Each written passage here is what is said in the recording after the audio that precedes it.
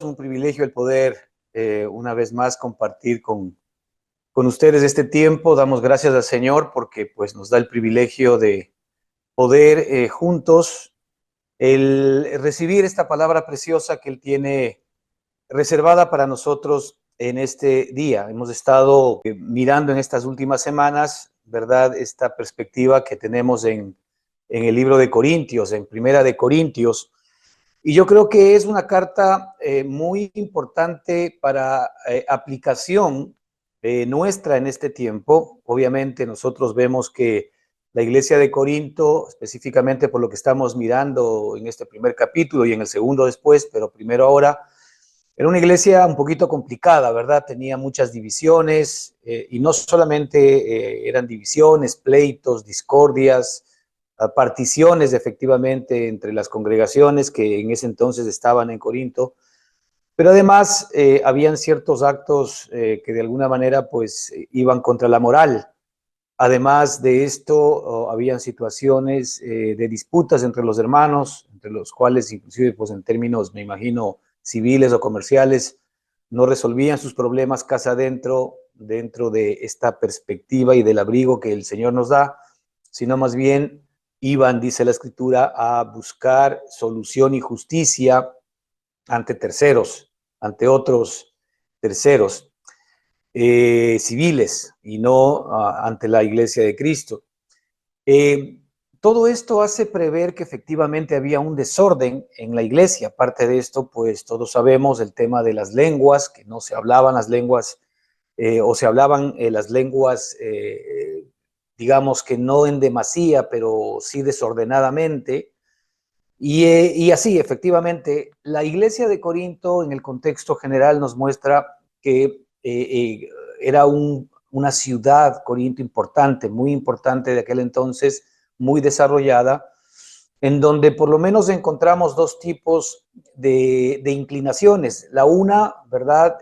Una inclinación 100% filosófica, de ciencia, en donde habían muchas personas de letras, muchas personas sabias de acuerdo con la sabiduría humana, pero también habían religiosos en aquel entonces, ¿verdad? En esa misma ciudad. Y los unos buscaban sabiduría, mientras los otros buscaban de alguna manera señales de acuerdo a lo que nos muestra la palabra de Dios. Así que es importante el que nosotros podamos en este tiempo de alguna manera discernir, porque mucho de esto cae en nuestro tiempo, en nuestra propia experiencia, en nuestras propias congregaciones, en donde muchos queremos de alguna manera a través de la sabiduría humana, a través de las letras, a través del conocimiento, a través de solamente la reflexión, que no están mal, pero que no son suficientes para conocer las verdades bíblicas, estamos buscando respuestas, mientras que otros estamos buscando respuestas a través de las señales, a través de los milagros o a través de otras cosas que de alguna manera pues son las que nos interesan para mantener una relación estrecha con nuestro Señor y nuestro Salvador Jesucristo. Así que ese es un poco el contexto en el cual se encuentran las iglesias. Y habíamos visto cómo el apóstol confronta los problemas dentro de la iglesia, que creo que es el punto central para nosotros en este tiempo. El Señor, en este caso, el Señor trabajando a través del apóstol Pablo, ¿verdad? No entra a intentar resolver el problema que tenían los corintios per se. Él no entra a hacer de alguna manera un inventario de situaciones o circunstancias que ellos estaban viviendo, particularmente entender cada situación de cada hermano o de cada congregación para buscar un diagnóstico y sobre ello buscar una suerte de remediación a las circunstancias en las cuales se encontraban. Sino que el apóstol lo primero que hace, y como hemos visto en las 2 semanas pasadas, es enfocarse, ¿verdad?, en quiénes somos nosotros, es decir, quiénes somos aquellos que hoy somos parte integrante del cuerpo de Cristo, de la iglesia del Señor, ¿verdad? Que hemos sido llamados nosotros a ser de Jesucristo, ¿verdad? Eso es lo principal y lo más importante. Nosotros hemos sido llamados a ser de Jesucristo, ¿verdad? Que nosotros hemos sido llamados a ser santos, ¿verdad? Por el Santo que está dentro de todos y cada uno de nosotros, que nosotros hemos sido llamados juntamente con todos los que invocan en cualquier parte el nombre de nuestro Señor Jesucristo, ¿verdad? A que podamos tener comunión con Él. Después el apóstol sigue hablando sobre que la gracia de Dios, ¿verdad? Siempre está con nosotros. Esa gracia nosotros todos la alcanzamos en Cristo Jesús. También la Escritura nos muestra que absolutamente en todas las cosas nosotros ya hemos sido enriquecidos en Él, en toda palabra y en todo conocimiento. Justamente hablando esto, ¿verdad? De aquellos hermanos corintios que estaban intentando buscar a Dios a través de la filosofía, pero aquí nos dice que inclusive, ¿verdad?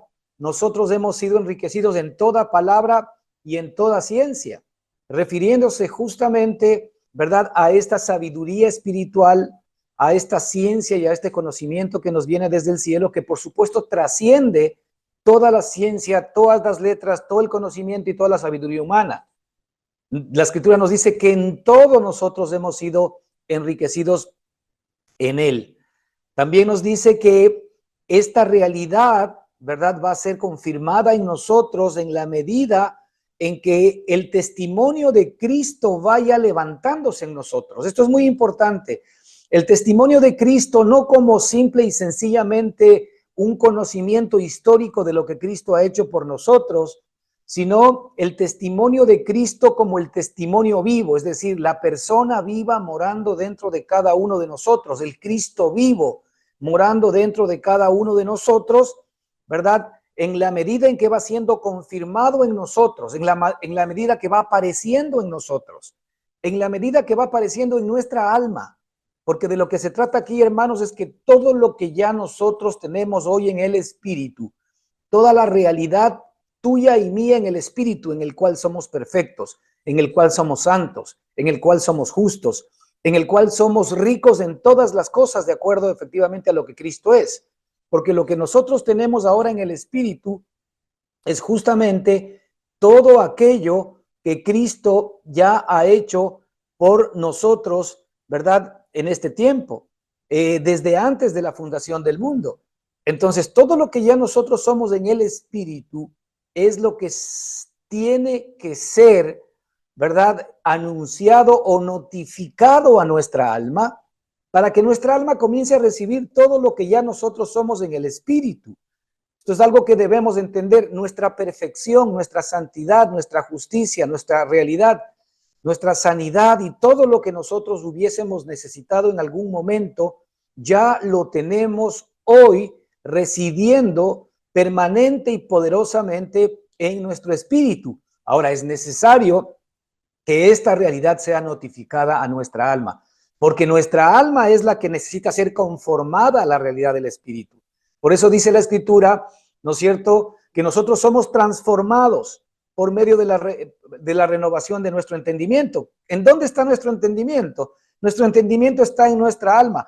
¿Qué necesita ser transformada? Nuestra alma necesita ser transformada, porque en nuestra alma todavía hay temores, hay miedos, hay inseguridades. En nuestra alma, ¿verdad?, hay todas estas circunstancias psicológicas o psicológicas que de alguna manera nos han traído traumas, nos han traído problemas, nos han traído dificultades, ¿verdad? Pero justamente la vida más alta que el Señor nos dio se encuentra en el Espíritu, para que el Espíritu comunique al alma quiénes somos y para que el alma, recibiendo la obra de Cristo a través del Espíritu, pueda efectivamente comenzar a ser transformada, es decir, comience a reflejar o a expresar o a manifestar la vida de Cristo dentro de ella. Esto es lo que necesita nuestra alma.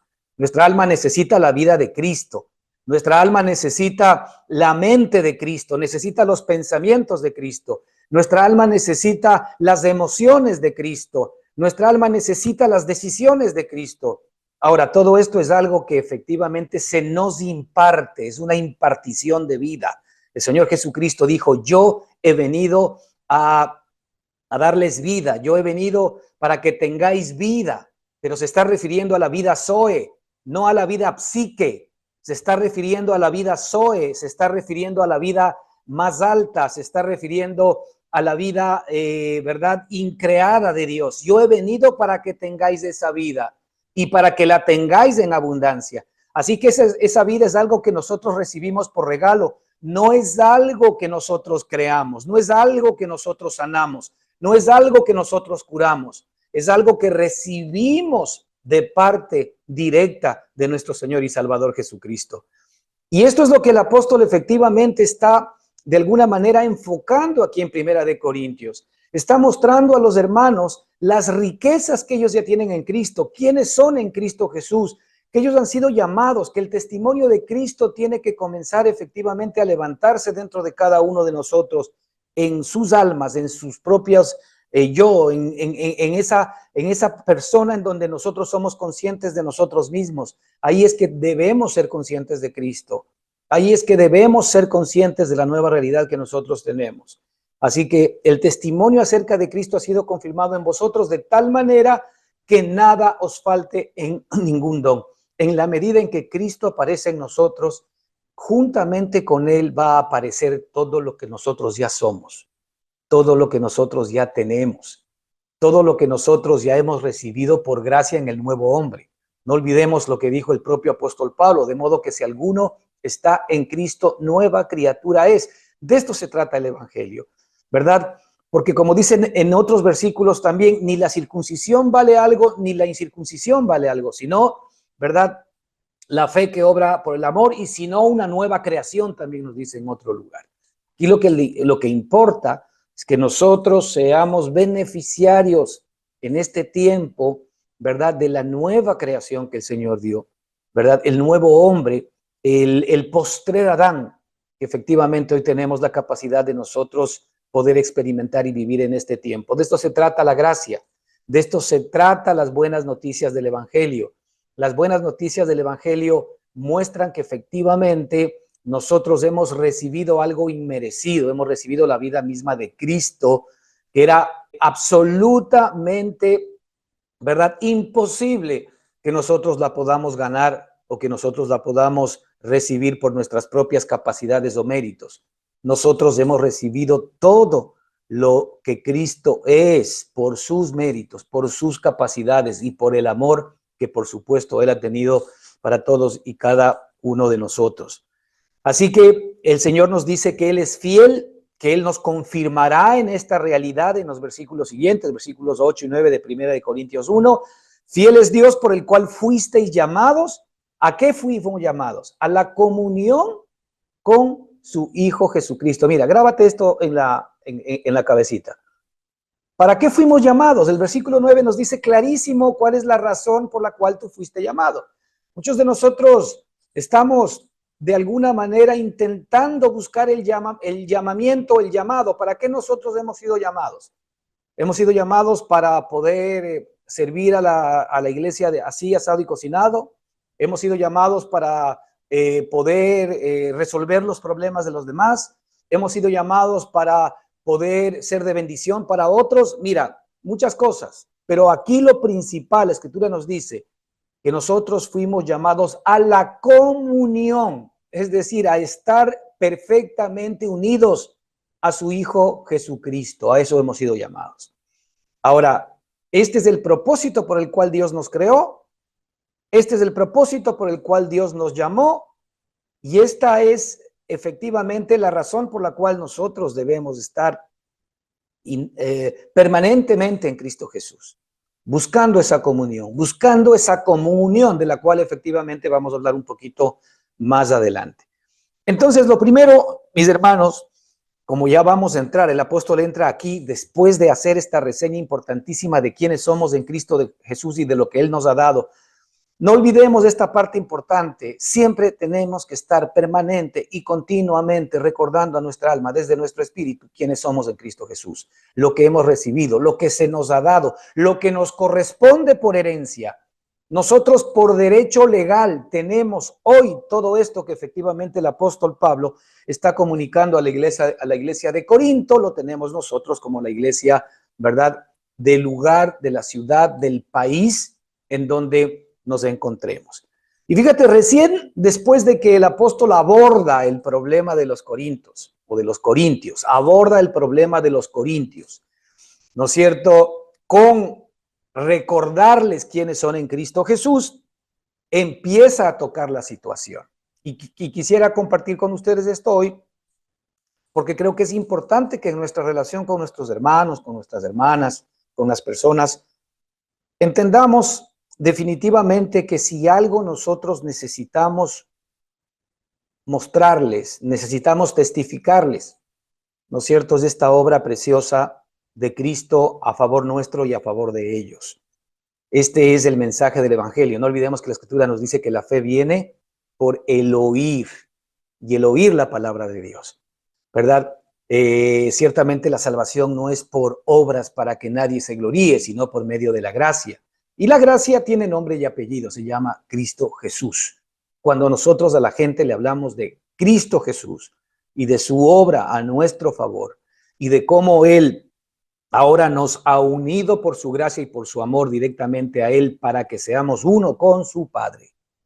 Así pues, nosotros ahora vamos a poder permitir que las personas escuchen una palabra que no es nuestra, una palabra que no viene de nuestra sabiduría, ni que viene de nuestra inteligencia, ni que viene de nuestro estudio, ni que viene necesariamente de nuestra experiencia acumulada en el cerebro, sino que efectivamente es una experiencia de vida que nosotros hemos tenido que experimentar, y ustedes también en la misma medida en el que el Señor va apareciendo en nuestro corazón. Todos nosotros tenemos de alguna manera dentro de nosotros algún testimonio, ¿verdad? Vivo de cómo el Dios vivo ha operado o sigue operando dentro de cada uno de nosotros. La realidad es que el Dios vivo tiene que seguir operando dentro de cada uno de nosotros.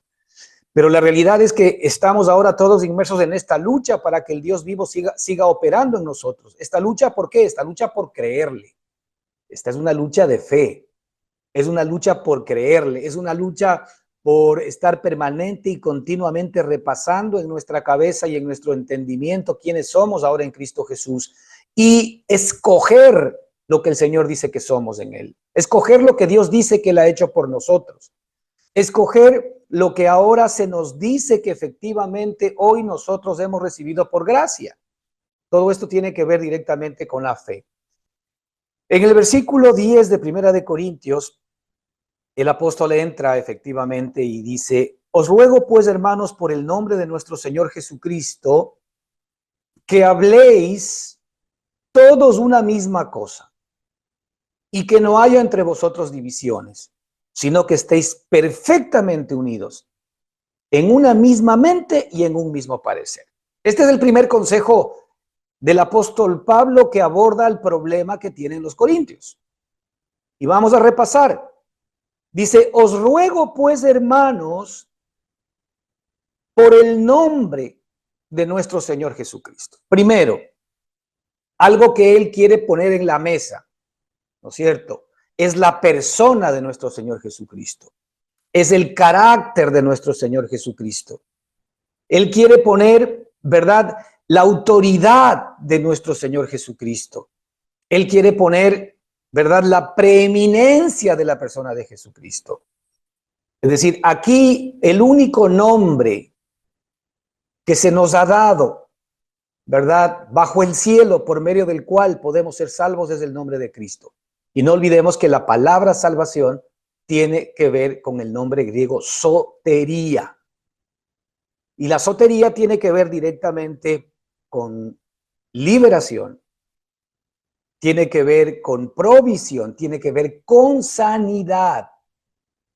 La salvación tiene nombre y apellido, se llama Cristo. Entonces, Cristo es nuestra sanidad. Cristo, la vida de Cristo es nuestra sanidad. El nombre precioso de Jesucristo se constituye en nuestra sanidad. El nombre precioso de Jesucristo se constituye en nuestra provisión. El nombre precioso de Jesucristo se constituye en nuestra liberación. Y por eso el apóstol arranca diciendo: os ruego pues, hermanos. Hermanos somos todos porque hemos nacido de un mismo Padre y porque ahora nosotros somos miembros del mismo cuerpo, el cuerpo de Cristo. Os ruego pues, hermanos, por la persona, por el carácter, por el nombre de nuestro Señor Jesucristo. Es decir, por Él, por el que vive dentro de ustedes. La pregunta es, ¿el Señor Jesucristo está viviendo en ti? Ahora, la respuesta es que si nosotros hemos creído en Cristo, ¿verdad? Y hemos puesto en Él nuestra confianza, sabemos que efectivamente hemos nacido de nuevo. Esa persona vive en mí. Ahora el tema es que si yo estoy actuando por Él, por eso pone aquí este prefijo importante, por el Señor Jesucristo, ya no por mí, ya no por el nombre de Ricardo, ya no por el nombre de cualquier otra persona, de Pablo, ya no por el nombre de Pedro, ya no por el nombre de Cefas, ya no por el nombre de Apolos, sino por el nombre de Cristo, ¿verdad? Os ruego pues, hermanos, por Él, Señor Jesucristo, por Él, que habléis todos una misma cosa. Es decir, aquí se nos muestra que si alguien deba estar operando en nosotros permanentemente en lo que pensamos, en lo que decimos, en lo que hablamos, en lo que sentimos y en lo que decidimos es Cristo, por el nombre, por la persona de Cristo que mora en mí, es que ahora efectivamente yo debo relacionarme con los demás. Es decir, el nuevo hombre que está en mí, la nueva criatura que me ha sido dada, ese nuevo nacimiento del cual nosotros muchas veces hablamos, evidentemente tiene que estar operando dentro de mí. Cuando yo aprendo, y esto es algo que nosotros tenemos que aprender desde nuestra alma tiene que aprender a vivir por el nombre de nuestro Señor Jesucristo. Nuestra alma tiene que aprender a vivir por la persona de nuestro Señor Jesucristo. Nuestra alma tiene que aprender a pensar por la mente de nuestro Señor Jesucristo. Nuestra alma tiene que comenzar a sentir por las emociones y por los sentimientos de nuestro Señor Jesucristo. Nuestra alma tiene que comenzar a decidir por la decisión de nuestro o por la voluntad de nuestro Señor Jesucristo. Mira, esto es muy importante. Porque cuando nosotros operamos desde nosotros mismos y no por Él, cuando operamos desde nosotros mismos y no por Él, ciertamente vamos a encontrar problemas, vamos a encontrar diferencias, vamos a encontrar divisiones, vamos a encontrar pleitos, vamos a encontrar, ¿verdad? Cada uno de nosotros, ¿verdad? Una manera de entender y una manera de pensar. No es raro, hermanos, que ahora se estime en que haya más de 40,000 facciones religiosas cristianas. No es de admirarse que hayan más de 40,000, ¿verdad? Divisiones y las que vendrán, porque finalmente la mente del ser humano, que es particular, viene a ser más o menos como la huella digital que tenemos nosotros en nuestro dedo. Cada mente tiene una particular forma de ver las cosas. Y desde esa particular forma de ver las cosas, tiene una particular forma de definir las cosas, tiene una particular forma, ¿verdad?, de configurar las cosas y tiene una particular forma de ver las situaciones, las circunstancias. Y es por eso que cuando yo pienso con mi mente humana, obviamente yo voy a hacer una realidad y una verdad para mí mismo, pero muchas otras mentes no van a estar de acuerdo con mi manera de pensar y mi manera de entender. Entonces cada uno genera una suerte, ¿no es cierto?, de relación, de religión o de camino propio particular. Pero por eso se nos ha dado a nosotros la nueva mente de Cristo en el Espíritu, para que por el nombre de Cristo ahora nuestra alma pueda efectivamente guiarse. La Escritura nos muestra que Dios nos ha dado su vida para que nosotros ahora vivamos por ella, que es lo mismo. Dios nos ha dado su vida para que vivamos por su vida y que ya no vivamos por nuestra propia vida. ¿Cuál es nuestra vida? Nuestra vida que produce el alma. nuestra alma tiene la capacidad de poder producir una vida, ¿verdad?, que efectivamente nos hace pensar, nos hace entender, nos hace comprender y nos hace sentir como lo que somos. Hombres adámicos nacidos en el primer hombre Adán, en el cual obviamente tenemos temores, tenemos dificultades, tenemos limitaciones. Todos los hombres hemos nacido con algún problema de estos en nuestra alma, en nuestra psique. Pero el remedio de nuestro Padre maravilloso para nuestros problemas del alma es el Espíritu. Y por eso la Escritura nos dice, andad en el Espíritu y no proveáis para las obras de la carne. Andad en el Espíritu, ¿verdad? Es la sugerencia permanente y continua de nuestro Padre, porque si andamos en el Espíritu, el alma lo que va a hacer es apegarse al Espíritu, recibir las cosas del Espíritu y comenzar a expresar y manifestar toda la perfección, toda la sanidad, la santidad y la justicia que efectivamente el Espíritu tiene. Y por eso viene el apóstol Pablo desde una perspectiva de os ruego, ¿sí? Primero él dice, os ruego, pues hermanos, por el nombre de nuestro Señor Jesucristo. Es decir, la receta que el Señor nos ha dado, la receta que se nos ha entregado desde el cielo, es nuestro Señor Jesucristo. Volvamos a Cristo, miremos quiénes somos en Cristo, entendamos el llamado que nosotros tenemos en Cristo, discernamos que todos somos miembros del mismo cuerpo de Cristo. Os ruego pues, hermanos, por el nombre de nuestro Señor Jesucristo, que habléis, fíjate, que habléis todos una misma cosa y que no haya entre vosotros divisiones, sino que estéis perfectamente unidos en una misma mente y en un mismo parecer. Esta es la perspectiva de nuestro Señor y Salvador Jesucristo, que todos nosotros estemos unidos en su mente, que todos nosotros estemos perfectamente unidos en su mente, para que cuando estemos todos perfectamente unidos en su mente, tengamos también el mismo parecer. La única manera como vamos a poder nosotros emparejar nuestras diferencias dentro de las denominaciones, ¿verdad?, que se han generado y se han creado, es que todos nos unamos en Cristo. No nos unamos en nuestras propias doctrinas, no nos unamos en nuestras propias corrientes religiosas o filosóficas. No nos unamos en la sabiduría y en la ciencia del hombre, sino que nos unamos en la mente de nuestro Señor y Salvador Jesucristo. Una pequeña paráfrasis que me gustaría que la noten, porque creo que recoge esto que estamos nosotros de alguna manera aquí comentando en este momento, y es la siguiente en este versículo. Por la operación del nuevo hombre que mora en vosotros, Jesucristo, solo unidos a su mente es como nos hallaremos perfectos, pensando lo mismo y como consecuencia teniendo un mismo parecer. Así es como eliminamos los conceptos particulares, los conceptos religiosos o filosóficos y las divisiones que vienen en consecuencia. Vuelvo a repetir. Por la operación del nuevo hombre que mora en vosotros, Jesucristo, solo unidos a su mente, es como nos hallaremos perfectos, pensando lo mismo y como consecuencia teniendo un mismo parecer.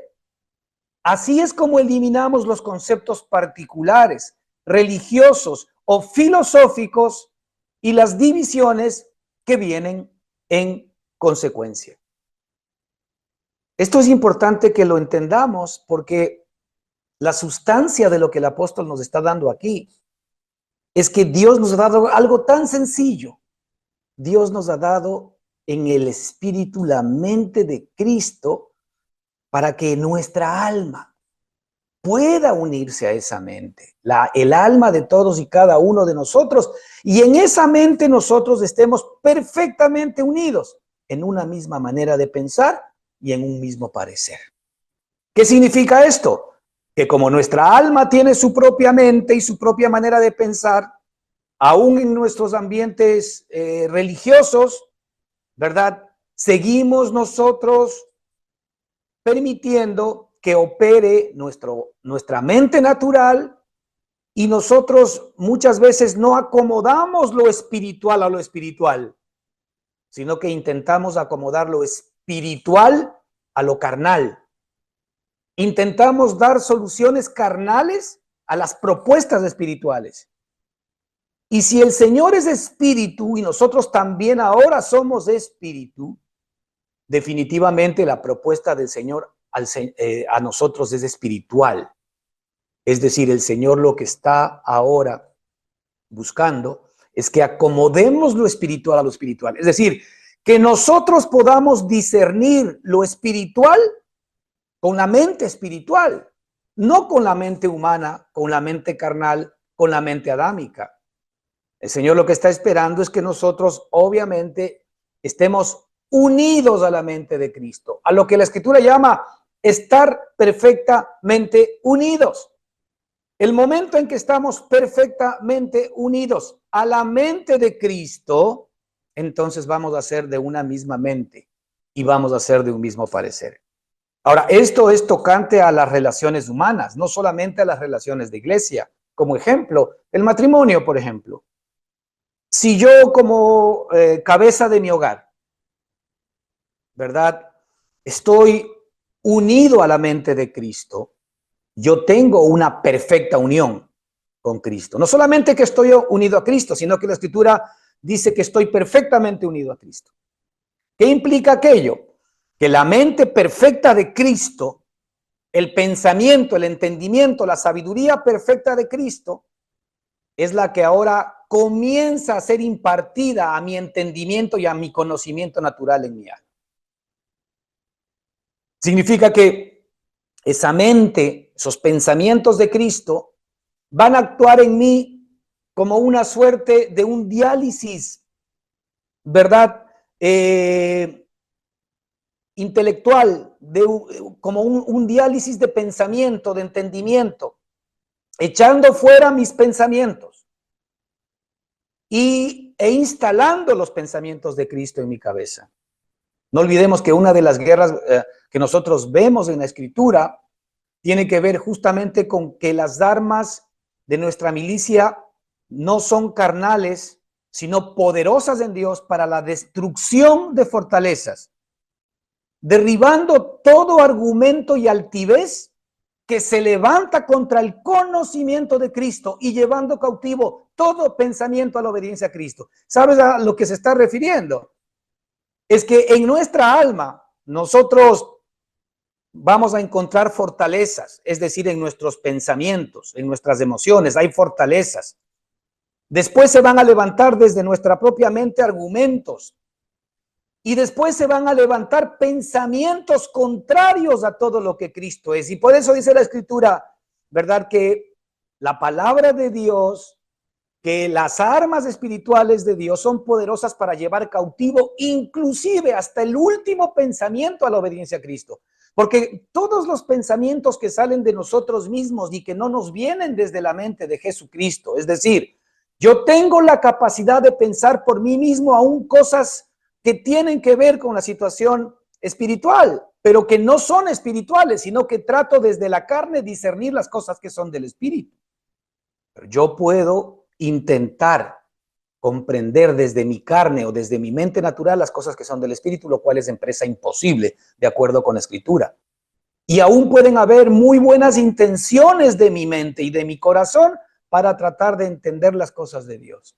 Pero la Escritura dice que nosotros debemos llevar cautivo todo pensamiento a la obediencia a Cristo. La pregunta es, ¿quién lleva cautivo? El Espíritu que está en nosotros lleva cautivo todo pensamiento a la obediencia a Cristo, porque todos nuestros pensamientos son desobedientes a Cristo. Todos nuestros pensamientos que se generan desde la mente humana natural son contrarios a Dios. Y por eso nos decía antiguamente la Escritura, ¿verdad? Porque mis pensamientos no son vuestros pensamientos. y por tanto mis caminos no son vuestros caminos. Porque nuestros pensamientos son los que generan nuestros propios caminos.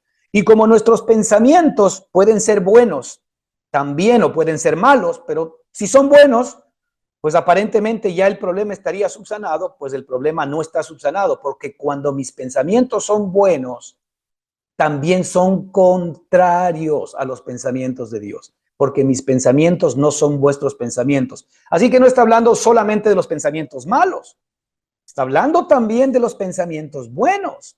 Los pensamientos malos y los pensamientos buenos conforman también algo que la Escritura llama carne, es decir, naturaleza vieja, naturaleza caída, hombre adámico. Eso está implícitamente, ¿verdad?, dentro de la Escritura. Así que la Escritura nos dice: os ruego pues, hermanos, por el nombre de nuestro Señor Jesucristo, que habléis todos, ¿no es cierto?, una misma cosa y que no haya entre vosotros divisiones. ¿Cómo se logra esto? Porque el apóstol pudo haber dicho simplemente, sin tomar en cuenta, usted saque de la ecuación, usted saque de la recomendación que el apóstol hace aquí, ¿no es cierto?, del consejo que da a los corintios, saque a Cristo, saque a Cristo de la ecuación y va a ver que no tiene ningún sentido. Os ruego pues, hermanos, que habléis todos una misma cosa y que no haya entre vosotros divisiones. Punto. Hasta ahí. La pregunta es, ¿qué aporta el apóstol? Nada, porque está aportando básicamente a que nosotros busquemos la fórmula y busquemos la manera de cómo por nuestras propias capacidades podamos efectivamente no tener divisiones y que hablemos todos una misma cosa y que seamos todos de un mismo parecer, lo cual es empresa imposible, porque cada mente tiene su propia huella. Cada mente efectivamente es particular y cada mente es única, por lo cual es imposible que nosotros podamos llegar a todas las cosas a un solo acuerdo, ser de una misma mente y un mismo parecer. Y por eso es que en la ecuación se introduce a la persona de Cristo, es decir, a la vida de Cristo que está morando en nosotros. Es decir, a la mente de Cristo que ya hoy tiene la capacidad de operar dentro de cada uno de nosotros.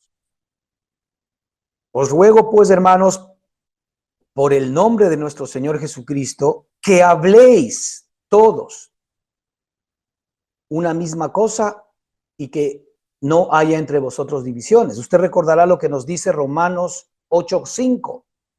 La escritura en Romanos 8:5, que habla de los pensamientos del ser humano, una de las escrituras que habla de esto, nos dice que los que son de la carne piensan en las cosas de la carne. Fíjate, está absolutamente conectado. Es decir, yo pienso en las cosas de la carne y tengo una manera de pensar, tengo un parecer. Cuando yo estoy conectado a las cosas de la carne, los que son de la carne piensan en las cosas de la carne. ¿Qué es lo primero o lo segundo? ¿Qué es primero, el huevo o la gallina? No sé. Pero aquí está clarísimo que si nosotros pensamos, sí, en las cosas de la carne, nosotros somos de la carne.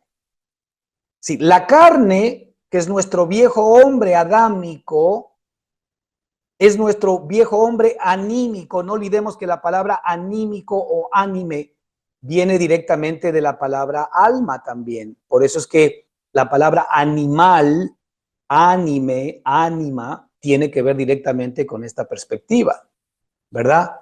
De ahí que Santiago decía, ¿verdad?, que la sabiduría de este mundo, ¿no es cierto?, que la sabiduría de este mundo evidentemente no es como la sabiduría de Dios, que la sabiduría de este mundo es terrenal, ¿sí? Que es terrenal, la sabiduría de este mundo es terrenal y también nos dice que es hasta diabólica, porque normalmente, ¿verdad?, la persona cuando está inspirada efectivamente por la sabiduría humana que está inspirada por el enemigo, ¿no es cierto?, obviamente va a producir cosas de la carne. Los que son de la carne piensan en las cosas de la carne, dice la escritura. Y los que son del espíritu piensan en las cosas del espíritu. Entonces, aquí se nos está invitando a que nosotros tengamos que unirnos a la mente adecuada. Ahora nosotros tenemos la mente de Cristo que está en el Espíritu, por tanto mi alma tiene la capacidad de conectarse a la mente del Espíritu. Y de ahí tan importante el poder estar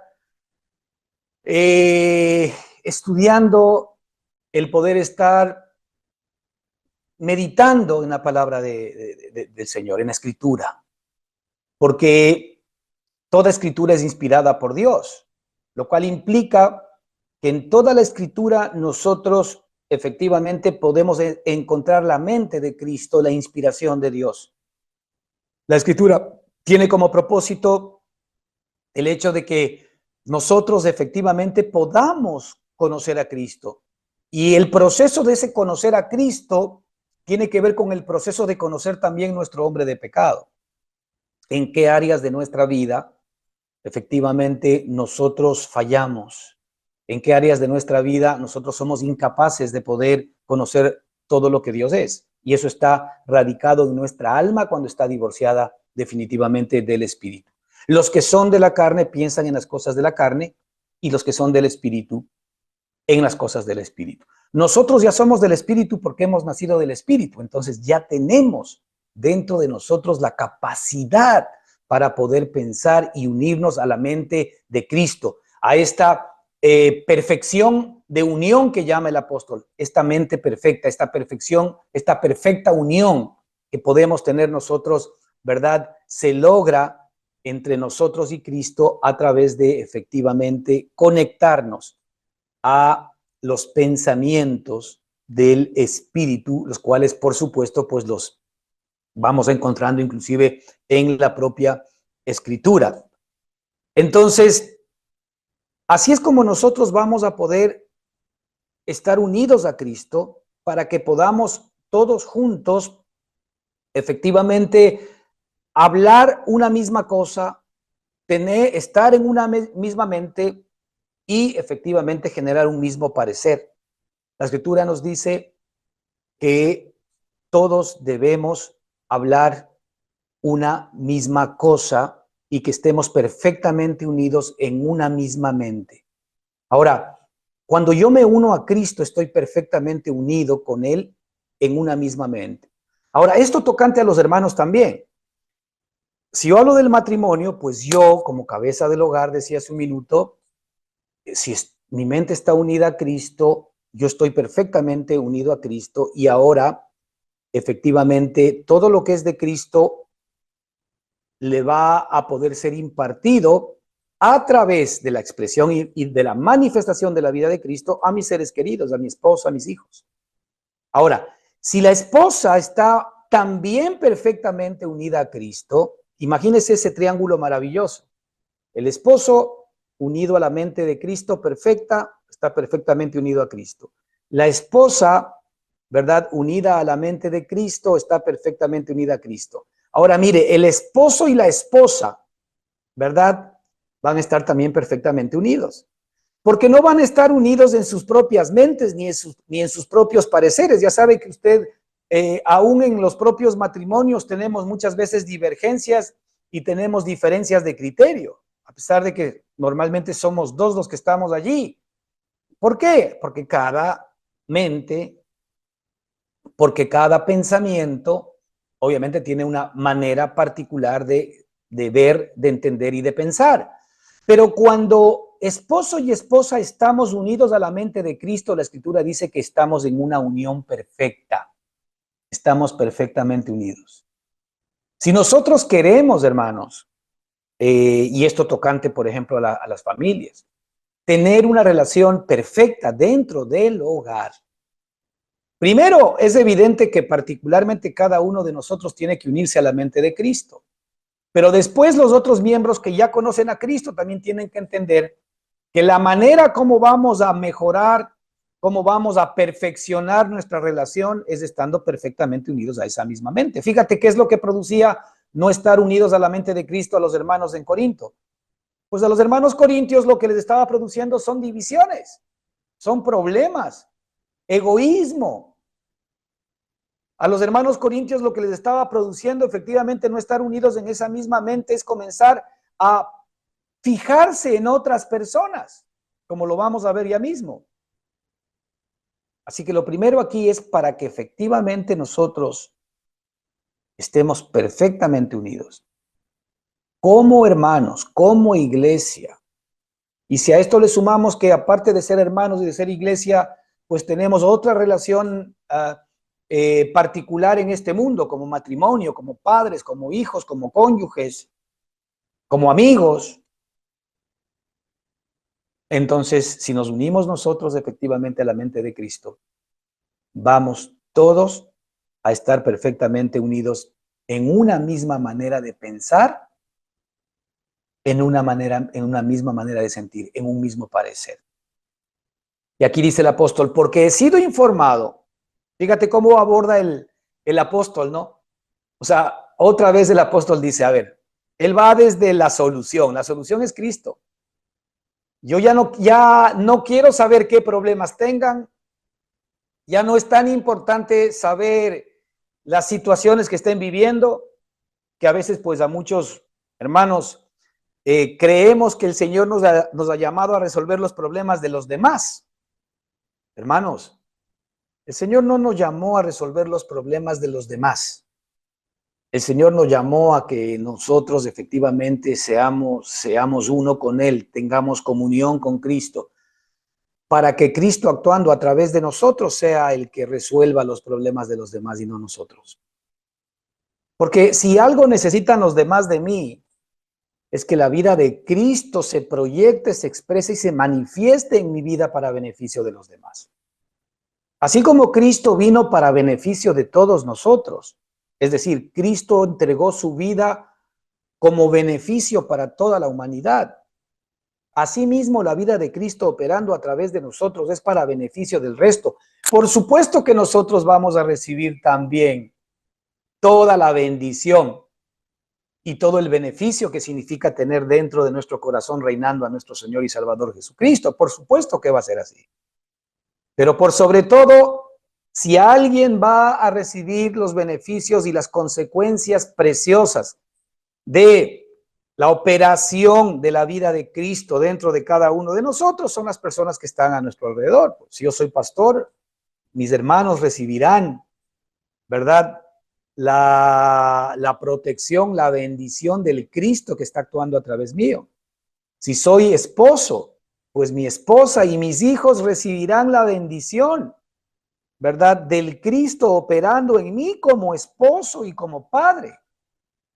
Si soy amigo, pues el Cristo que está operando a mí impartirá la bendición que está en mí a mis amigos. Y así es como efectivamente el Señor sigue generando su ministerio. En buen romance, quien sigue realmente ministrando a través de nosotros, no somos nosotros, es Cristo ministrando a través nuestro. Como decía el apóstol Pablo, que él, siendo el último de los apóstoles, ni siquiera teniendo, ¿verdad?, la gracia de ser llamado apóstol, porque él persiguió a la iglesia. Dice, sin embargo, yo he trabajado mucho más que todos ellos. Pero lo aclara y dice, pero por si acaso no yo, sino la gracia de Dios en mí. Así es como opera el Señor. Es decir, el Señor es el que opera en mí, no yo, sino la gracia de Dios en mí. La gracia de Dios en mí es Cristo operando a través de mi propia vida. Entonces, cuando efectivamente nosotros tenemos disputas, problemas, luchas, dificultades en el hogar, en la iglesia, en la casa, la primera observación es que no estamos unidos a la mente de Cristo. Porque si estuviésemos unidos a la mente de Cristo, estaríamos viendo como Cristo ve. Es más, estaríamos entendiendo a aquellas personas que de alguna manera no se están comportando como deben. Porque estaríamos entendiendo que las personas pueden estar actuando dentro del ámbito de la carne buena o de la carne mala. Simplemente eso. Hasta eso nosotros podríamos entender y comprender mejor la razón por qué las personas actúan de una o de otra manera, para no juzgarlas, para no sentenciarlas. Porque finalmente nosotros no juzgamos a nadie ni sentenciamos a nadie. La diferencia es que yo efectivamente, si tengo mi mente conectada a la mente de Cristo, entonces estoy perfectamente unido en una misma mente y en un mismo parecer. Voy a poder entender y comprender lo que Cristo entiende y comprende. Y ya saben lo que Cristo hizo. Cristo vino más allá de nosotros mismos, más allá de si lo merecíamos o no, más allá de si éramos justos o injustos, más allá si es que éramos necios o éramos sabios. Él vino y se entregó a sí mismo por todos nosotros, porque Él nos vio en una posición en la que toda nuestra sabiduría y toda nuestra necedad y todo nuestro orgullo, nada, era básicamente un fruto de la carne y un fruto, ¿verdad?, que de alguna manera estaba expresando y manifestando algo para lo cual tú y yo no fuimos creados. Y el Señor vino a poner en orden nuestra creación. El Señor vino a efectivamente generar un nuevo hombre, el hombre que Él siempre deseó y determinó cuando dijo en Génesis, hagamos al hombre a nuestra imagen conforme a nuestra semejanza. Y Dios hizo al hombre, ¿verdad? A imagen de Dios y semejanza lo hizo. Pues bueno, esa imagen y semejanza ahora nosotros la alcanzamos en nuestro Señor y Salvador Jesucristo. En el versículo 11 dice, porque he sido informado acerca de vosotros, hermanos míos, por los de Cloé, que hay entre vosotros contiendas. Fíjate, hay entre vosotros contiendas. Quiero decir que cada uno de vosotros dice, yo soy de Pablo, yo soy de Apolos, yo de Cefas y yo de Cristo. ¿Acaso está dividido Cristo? ¿Fue crucificado Pablo por vosotros o fuisteis bautizados en el nombre de Pablo? Aquí el punto central, ¿no es cierto?, que toca el apóstol en esta división es, ¿acaso está dividido Cristo en el versículo 13? ¿Acaso está dividido Cristo? ¿Acaso Cristo tiene miembros, verdad, que pueden moverse independientemente de la mente de Cristo? Tal vez ahí está un poco la pregunta a nosotros. Porque si es bien cierto, todos nosotros hemos sido llamados a Cristo, ¿no es cierto? Hemos sido llamados a ser uno con Él. Nosotros hemos, lamentablemente, en nuestra relación con Cristo, ¿verdad?, dejado de poner nuestra mente en Él y efectivamente la hemos puesto sobre personas. De hecho, aquí se hablan de varios grupos. Primero están los de Cloé, que vinieron a hablar con Pablo. Después están los de Pablo. Bueno, los que habían escogido los corintios ser de Pablo. Unos habían escogido ser de Cloé. Otros habían escogido ser de Pablo. Otros habían escogido ser de Apolos. Otros habían escogido ser de Cefas, que era Pedro. Y otros decían también, yo escojo ser de Cristo. Y ya vamos a ver que inclusive este es un error dentro de la iglesia. Porque cuando nosotros somos un solo cuerpo de Cristo, yo inclusive a los de Cloé, a los de Pablo, a los de Apolos y a los de Cefas les tengo que ver como miembros del cuerpo de Cristo. Porque todos ellos son miembros del cuerpo de Cristo. El problema es que no estamos unidos en la misma mente, que es lo que el apóstol está justamente aquí comentando. Es decir, todos nosotros hemos sido llamados a ser miembros del cuerpo de Cristo, como decía en un principio, con todos los que en cualquier parte invocan el nombre del Señor Jesucristo, Señor de ellos y nuestro. Todos los que en cualquier parte invocan el nombre del Señor Jesucristo, ¿no es cierto?, efectivamente han sido colocados por Dios en el cuerpo. Todos nosotros somos miembros del cuerpo de Cristo. Mire, la iglesia local es una célula, es como una célula del cuerpo general. La iglesia local no es más que una célula del miembro del cuerpo de Cristo. Es decir, nosotros no somos la iglesia, somos en el sentido de que por supuesto constituimos la iglesia. Nosotros somos las piedras vivas sobre las cuales el Señor está edificando su iglesia, está edificando su templo, está edificando su habitación.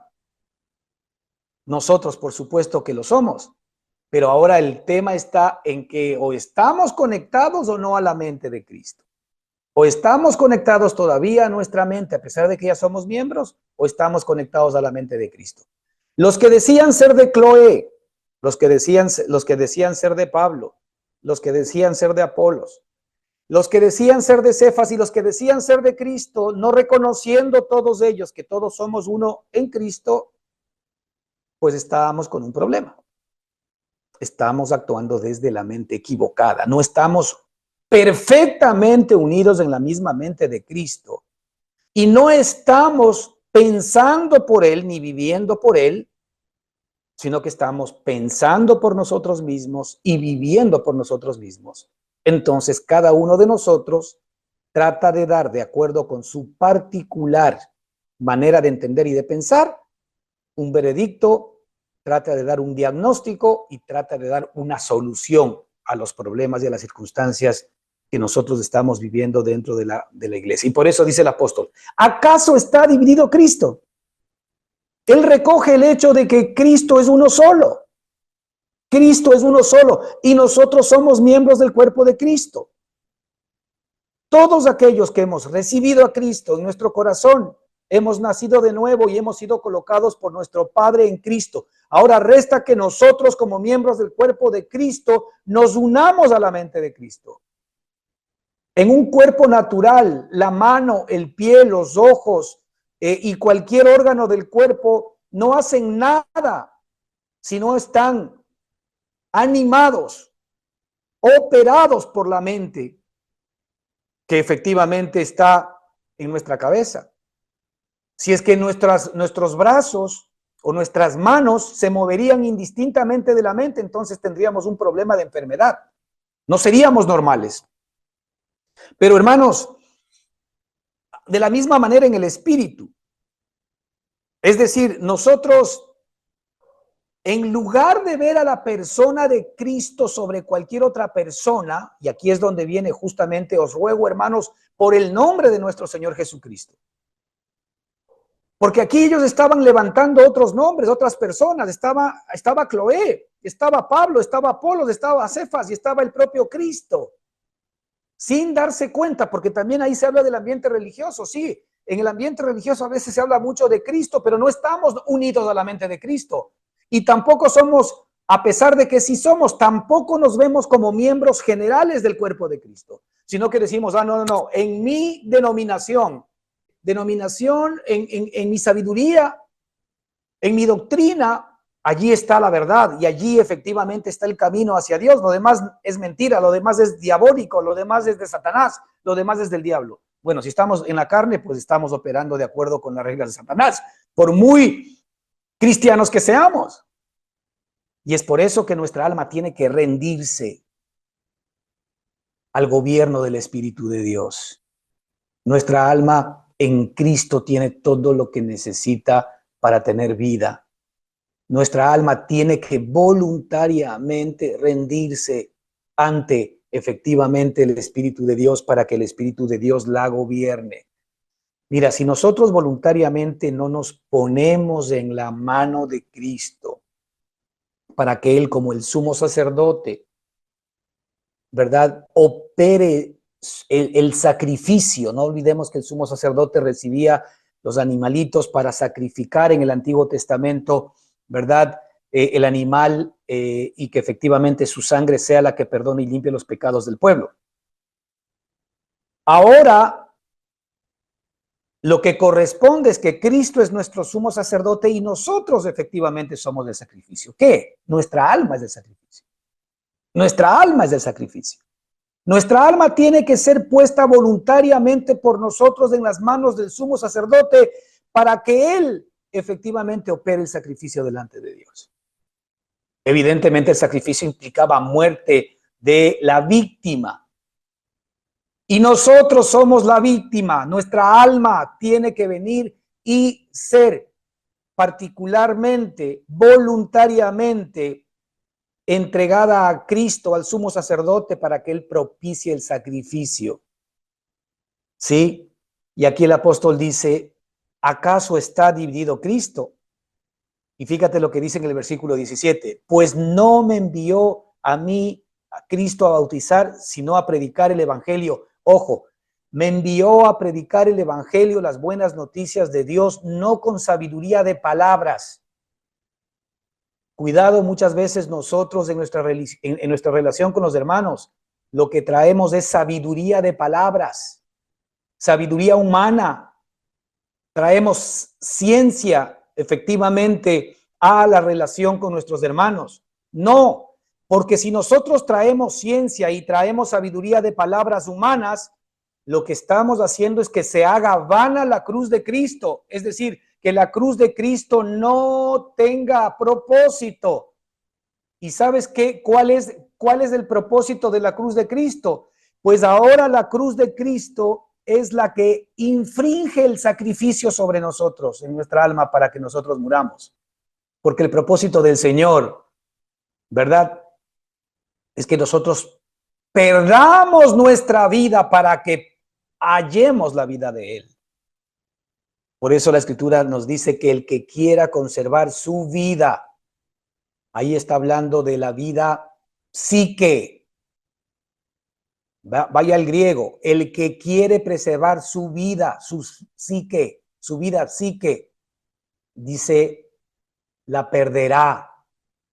Pero el que pierde su vida, su psique, el que pierde su vida del alma, ¿verdad? Si la pierde por mí, la hallará, porque hallará la vida del Espíritu. Es decir, aquí el Señor lo que propone básicamente es que la cruz de Cristo hace su trabajo en nosotros cuando nuestra alma efectivamente muere en el sentido de la vida psique, es decir, muere en el sentido de la vida en donde la mente, las emociones y la voluntad generan su propia vida, generan su propio raciocinio, generan sus propias capacidades, genera su propia conducta. El Señor lo que espera es que nosotros esa vida la pongamos bajo sus pies, bajo sus pies. De hecho, la Escritura en el libro de Apocalipsis nos dice que los hermanos, ¿verdad?, que aparecen unos hermanos, dice que vencieron por la sangre del testimonio, ¿verdad?, por la sangre de Cristo y por el testimonio que había dentro de ellos, y también porque despreciaron, ¿verdad?, su vida hasta la muerte. Y ahí está hablando también de la misma vida psique. Entonces, también eso va en consonancia cuando el Señor dice que el que quiera ser mi discípulo, niéguese a sí mismo. Es decir, está hablando de nuestra vida psicológica, nuestra vida psique. ¿Qué pasa? Es necesario que nosotros esa vida psicológica la pongamos en las manos de nuestro Señor y de nuestro Dios, para que Él haga la obra, para que Él haga el sacrificio.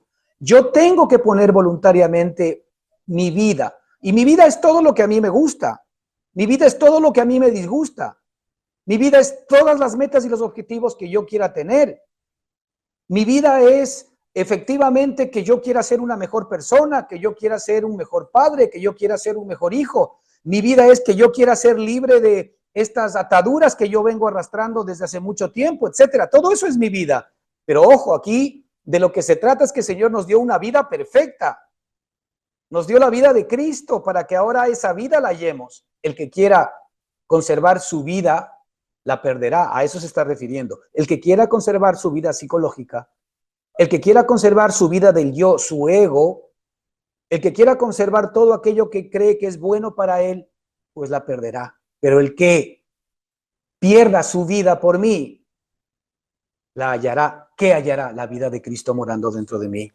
La vida de Cristo perfecta, la vida de Cristo impartida dentro de mi alma, la mente de Cristo, las emociones de Cristo, las decisiones de Cristo, la voluntad de Cristo y todas las riquezas de Cristo que el propio apóstol Pablo nos ha mostrado aquí en esta palabra. Así que nosotros hemos venido a predicar el evangelio, hemos venido a predicar las buenas noticias de Cristo, hemos venido a predicar, ¿verdad?, a Cristo y a este crucificado, nos dice la Escritura, como veremos después.